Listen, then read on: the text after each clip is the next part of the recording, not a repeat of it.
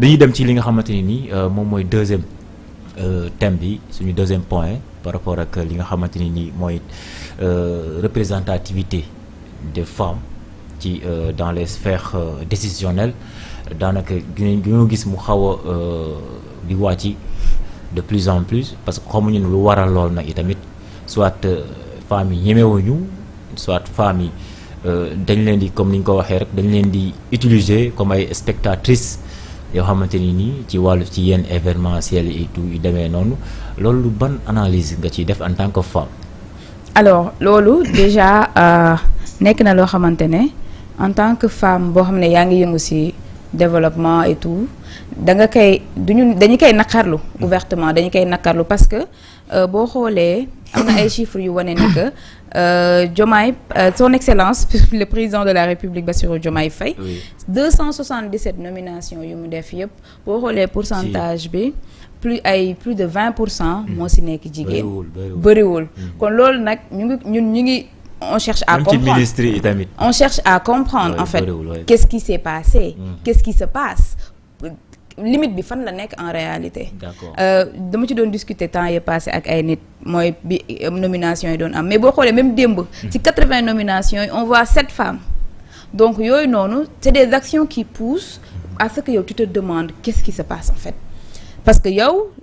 dans ton quotidien wala yow ci sa réseau mais tu vois des femmes yoo xamante ne tu es sûr et certain que à des postes de responsabilité elles feront des résultats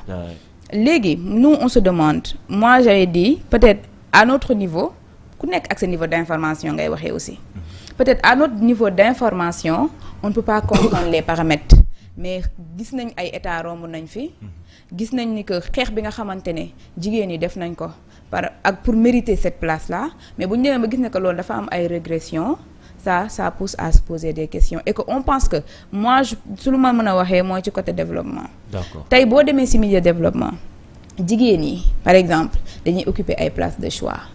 que ça soit les postes de direction que ça soit les postes de management de coordination dañu koy occuper. D'accord. Léegi nag ñun peut-être loolu dañu war a trouver peut-être le juste milieu la corrélation buy exister entre jigéen yi ce qu'elles sont capables de faire en termes de développement. Allié ko ak li nga xamante ne moom peut-être la vie publique la vie politique et cetera. Oui. d'accord sànq yaa ngi koy wax ci gouvernement bi effectivement remarque la boo xamante ne ñu bëri gis nañ ko même ci poste ministériel yi tamit gis nañ ci ñu si bëri jigéen ñi si nekk matuñu 5 boo ñëwee ci directeur généraux yi nga xamante ni nii dernière nomination yi sànq yaa ngi koy 81 7 femmes rek nekk ci dans un pays bi nga xamante ni nii ñu ngi wax parité c'est vrai sax affaire de nomination moom ci ministère soit ci poste directeur général jarul waxul ñu laaj ñu respecter parité peut-être ci yenn instance lañ koy laajee ci yenn conseil municipal soit conseil départementaux yi c'est ça loolu lañ koy mais isam lan nga gis que ni loolu mooy indi jafe-jafe mooy waral que ni jigéen ñi seen taux de représentativité mu faible ñoom ñoo ñemewul ñoo jël ay engagement comme Marième Aïdara bu mooy jàkkaarloo di waxtaanal. soit lan c'est quoi le problème en fait. Moi je dis que déjà il faut noter il faut pas oublier que Sénégal dafa nekk une société patriarcale et que ñun que ñu bañ ko que ñu nangu ko dafa am benn considération boo xamante ne nit ci dañ ko am ci jigéen. Barki démb rek maa ngi waxtaan ak nit bu ma naan moom yaakaarul ne jamono dina dox sax ba jigéen jiite Sénégal donc pensée boobu noonu dafa nekk une réalité dans ce pays que ñu nangu ko que ñu nàkk ko nangu les femmes compétentes elles sont là loolu on n'en disconvient pas et elles sont nombreuses te ku ci nekk ci domaine bi nga nekk yaa ngi ciy wane xarañte tey pourquoi aujourd'hui da ngay waxtaan ak ay nit sax ñu naan lan liggéey ak jigéen moo ma gënal jigéen nekk ci sama top management moo ma gënal góor nekk ko parce que tu vois que jigéen mooy gën a am cette responsabilité de faire des résultats et que jigéen moo gën a exactement et le sens de l'empathie jigéen da ko am en fait donc ñun tey mënuñoo wax ni que problème de ragal la non la femme elle est là elle est pleine elle a ses compétences bi jàng jotee da ngaa jàng tu as fait tes études bi liggéey jotee nga nekk di occuper ay postes que ça soit di jëm di ci suuf di jëm ci kaw di dem ci suuf di jëm ci kaw kon donc mun ñoo arriver en ce si moment bi nga xamante ne tey lu ñuy wax loi de la parité ñu ngi ko voté woon depuis 2010 je pense 2010 je pense voilà léegi donc mënuñoo xeex loolu noonu ba egsi fii tey ñuy am débat bi di amaat ay ni que est-ce que les femmes sont compétentes est-ce que les femmes méritent est-ce que les femmes n'ont pas peur pour man peur bu amoon kon combat boobu du am depuis pendant tout ce temps ba ñu egsi fii ñu egsi kon donc peut-être le problème xaw ma fu ma koy situer mais en tout cas on appelle et on est très content de voir qu'il y a des jeunes en fait yoo xamante ne góor ay jeunes góor yoo xamante ne dugal nañ leen ci gouvernement bi wóolu nañ leen ça montre un peu benn kóolute boo xamante ne son excellence am na ko ci jeunesse bi mais ñu ngi tamit appeler à ce que ñu xam ne que tout comme góor yi noonu la jigéen yi amee seeni ay skills yoo xamante ne war nañ koo mën a apporter à la contribution parce que on le dit tey boo xoolee ci biir famille yi waxuma sax ci gouvernement mais le quotidien des Sénégalais tey jigéen yi quand tu donnes kër boo ko joxee góor boo demee ci kër ga sax xam nga lan la ñuy wax ana borom kër gi kan la ñuy wax ana borom kër gi boo moytul ko jigéen ki lañ lay wan parce que tey on a dépassé l'époque où on dit que tey góor mooy def lii jigéen du def lii góor mooy def lii jigéen du def lii nous sommes tous à un niveau boo xamante ne en termes de liggéey laa wax je précise en termes de liggéey amul lu góor mën jigéen mënu ko on est tous à des degrés différents compétents dans nos domaines d'expertise loolu nag c'est à prendre en conscience par nos autorités à savoir que tey man j'ai peur en tant que femme tey est-ce que man si bu ma demoon ba toll si à des degrés de responsabilité est-ce que dinañ ma ko jox non nekkatul fu ñuy tollee que jigéen dafa war a xeex pour am ko. D'accord. non parce que on est plus au niveau de se battre mais c'est un droit boo xamante ne dañ ko war a yemale dañ ko war a jox jigéen ñi et je pense que ni que li xew nii régression la par rapport ak dynamique bi nga xamante ne ni amoon na. voilà régression la ci par rapport dynamique boobu nga xam ne amoon na ko comme ni nga ko waxee mais itamit jàppoo ni est-ce que laajul des réflexions abyssales ci li nga xamante ni moom mooy seen taux de représentativité ci sphère yi parce que sànq yaa ngi ko doon wax ne la même mi sax am na ko ma ko wax ne ma fii Sénégal mim réew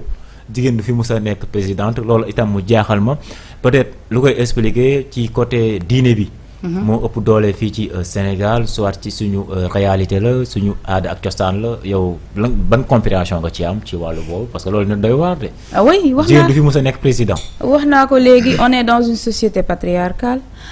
góor jàpp na ne même dans le travail parfois da ngay gis góor yoo xamante ne dañuy xaw a am cette difficulté de se laisser diriger par une femme. parce que jàpp nañ ne jigéen nga yow munoo en tant que jigéen munoo leen dolli mais ñoom ñoo la mën a dolli kon loolu c'est une pensée profonde. Ouais. C'est une pensée profonde boo xamante ne ni peut-être que tamit il va falloir du temps pour déconstruire cette réflexion selon laquelle jigéen mënul jiite Sénégal et on s'estime heureuse de voir que élection yi passé am na jigéen bu dem jusqu'au bout de l'aventure voilà donc loolu c'est positif en fait dans l'histoire politique du Sénégal mais dañuy wax ne que rek jigéen mënul jiite Sénégal jigéen mënul yor yenn poste de responsabilité yi parfois on vient avec jigéen dafay am doom jigéen day am yenn blocage yu muy am peut-être il pense à des blocages naturels yoo xamante ne jigéen da koy am mais qu'est-ce qui nous empêche institutionnellement de nous structurer de telle sorte qu'on permet à la femme au-delà des blocages naturels mais de pouvoir pleinement exercer ses droits en tant que citoyen sénégalais et je pense que loolu noonu nag c'est des réflexions comme ni nga ko waxee pour man que ça soit li ñuy wax léegi dañu war a développer une masculinité positive góor yi ci boppam dañu wax di li ñu doon def nee naa moi le combat peut-être il est raté depuis la base parce que c'est pas un combat contre les hommes c'est pas un combat contre la société mais c'est un combat qui doit se faire avec les hommes.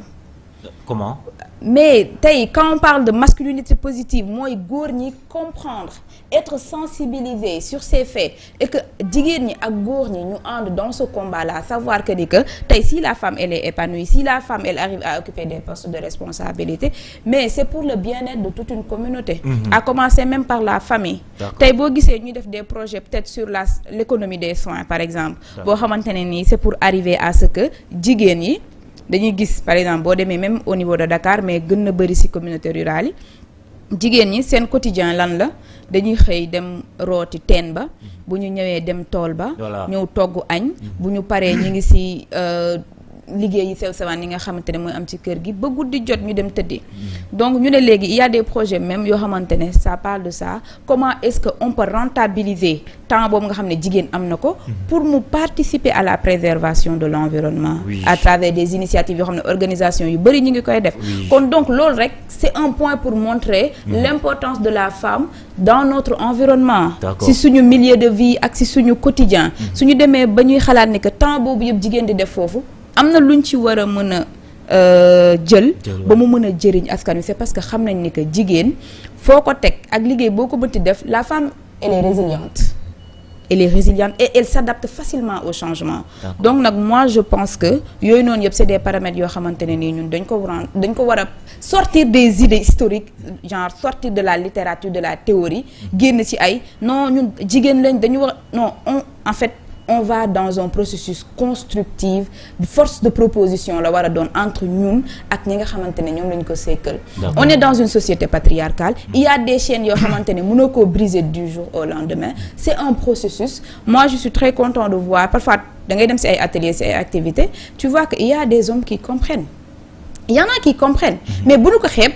kooku bu comprendre il faut comprendre que affaire bi nekkul tey rek mais c'est pour les next generation génération yii di ñëw la lan mooy nekk seen mindset pour man changement de mentalité boobu si la ñu war a gën a mën a dem sax que bras de fer bi ñun la yéen la ñun la yéen la donc je pense que ça doit être constructif ñuy organiser ay même s'il le faut des ateliers de réflexion. D'accord du point de vue socio-culturel effectivement est-ce que dina mën a loolu di nga ko mën a désinculquer non ni ko mën a